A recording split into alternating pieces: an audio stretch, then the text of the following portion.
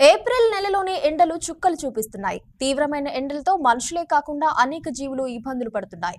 ఎండలు ఎక్కువగా కొడుతూ ఉండడంతో చెరువుల్లోని నీరు ఇంకిపోయి చేపలు తదితర జలాచరాలు మృతి చెందుతున్నాయి.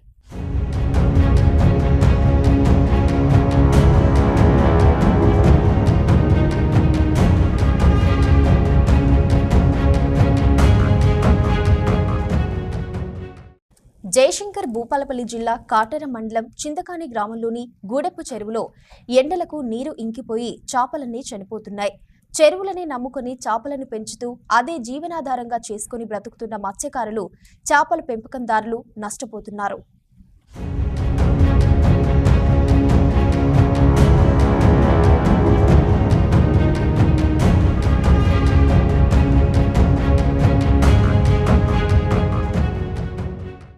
ఎండలు విపరీతంగా ఉండడం, చెరువు కింద వరి పంటను సాగు చేసే రైతులు పొలాలకు నీటిని వదలడంతో చెరువులో నీరు తగ్గిపోయి ఎండ వేడిమికి నీరు వేడెక్కి చేపలు మొత్తం చనిపోయి చెరువు చుట్టుప్రక్కలకు కట్టలు కట్టలుగా కొట్టుకు వస్తున్నాయి. దీంతో చెరువు మొత్తం దుర్వాసన వెదజల్లుతోంది.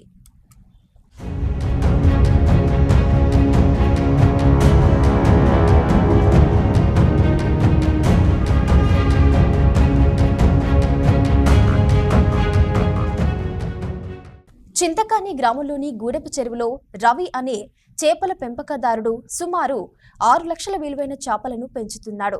ఎండలకు నీరు మొత్తం తగ్గిపోవడంతో సుమారు 6 లక్షల విలువ చేసే చేపలన్నీ మృతి చెందాయని, ప్రభుత్వం నష్టపరిహారం చెల్లించి తనను ఆదుకోవాలని రవి వేడుకుంటున్నాడు.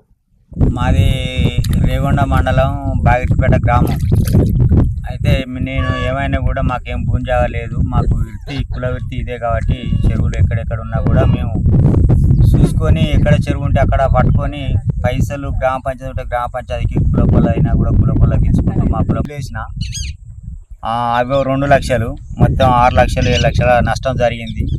చేపలన్నీ పెద్ద పెద్ద చేపలన్నీ ఇక పడదామని చెరువు దగ్గరికి వచ్చిందనే వరకు రైతులు వాళ్ళు పొలాలు పెట్టుకున్నారు కాబట్టి వాళ్ళ ఆసింగ్ పొలాలు వాళ్ళు నీళ్లు పెట్టుకున్నారు. ఇంట్లో ఇక నీళ్లు చాలా చెప్పన తక్కువ అయినాయి. చేప అంతా చచ్చిపోయింది.